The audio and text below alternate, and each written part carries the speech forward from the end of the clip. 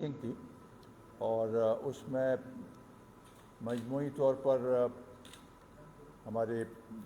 سیاسی اور اقتصادی صورتحال ملک کی اور اس صوبے کی اور لا اینڈ آرڈر کی سچویشن اور ساتھ ہی ساتھ یہ تفصیلاً بات ہوئی، تو میں نے یہ موضوع سمجھا کہ میں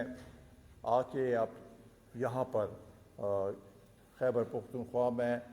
آپ 2017 میں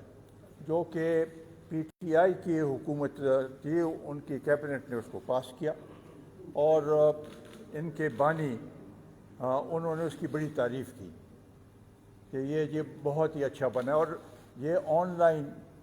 ایکٹ تھا، اس میں آن لائن سب اپلیکیشن ہونے تھے،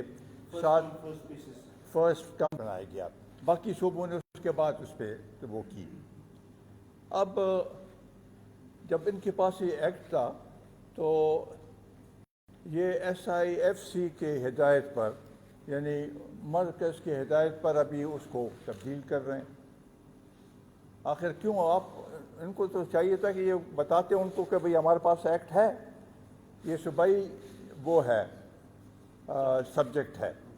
1973 کانسٹیٹیوشن میں ریزیڈول پاور جو ہیں وہ صوبوں کو دیے گئے تھے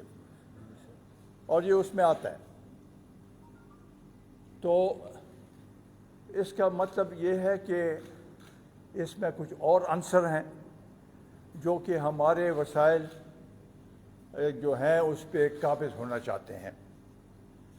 اگر آپ پاکستان کا مجموعی صورتحال دیکھیں تو پنجاب میں تو وسیع پیمانے پہ زمینیں ہیں اور کارخانے ہیں، سب کچھ ہے وہاں پر، اسی طریقے سے سندھ میں بھی۔ ہمارے صوبے میں تو زمینیں بھی نہیں ہیں، ہم اپنے یہ ویٹ کی جو وہ یہ ہمارے جو قدرتی وسائل ہیں ان پہ قبضہ کرنا چاہتے ہیں۔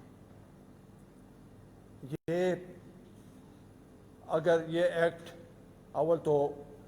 ہمیں امید ہے کہ انشاءاللہ یہ پاس نہیں ہوگا، اگر پاس ہوا تو یہ